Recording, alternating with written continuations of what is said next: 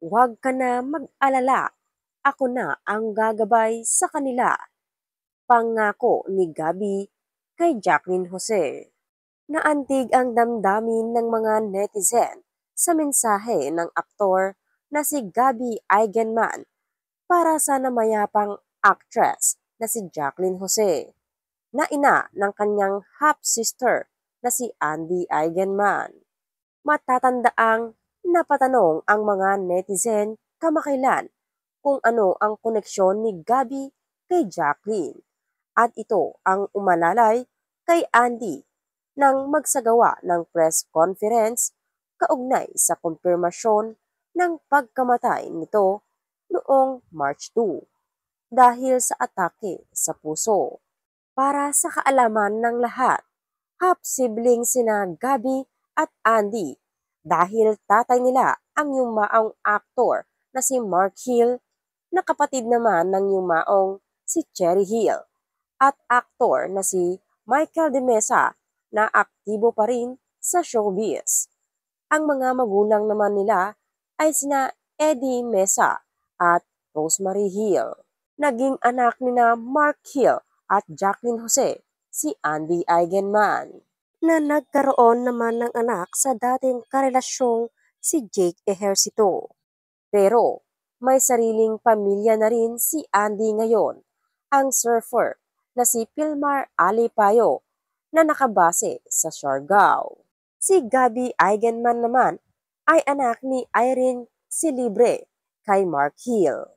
Kapatid din nila sa ama ang aktor na si Sid Lucero at actress na si Maxine Eigenman. Kaya naman, puring-puri ng mga netizen si Gabby dahil sa pagiging half-brother nito kay Andy Eigenman, na talaga namang nakaalalay sa nakababatang kapatid. Sa kanyang Instagram post nitong March 12, sinabi ni Gabby na wala nang dapat ipag-alala ang kanyang Tita Jane, totoong pangalan ni Jacqueline, dahil siya na ang bahala sa mga naulilang anak nito, gayon din sa mga apo. Ang mga naiwang anak ni Jacqueline Jose ay sina Andy Eigenman at bunsong anak na si Gwen Gap. Huwag ka na mag-alala, Tita Jane. Ako na ang gagabay sa kanila. Mananatili ka sa puso namin at lagi kong ipapadama sa kanila kung gaano mo sila minahal ng lubos. Mahal kita, Tita Jane, at ako'y nagpapasalamat dahil nadama ko din ang pagmamahal mo sa akin at sa aking pamilya. Ani, Gabby Eigenman. Tumugon naman dito si Andy, "Love you, kuya." Samantala, hanga naman ang mga netizen kay Gabby dahil sa ginagawa nitong pag-alalay sa mga kapatid simula umpisa. Sa ginagawa ni Gabby, lalo ko siyang hinangaan.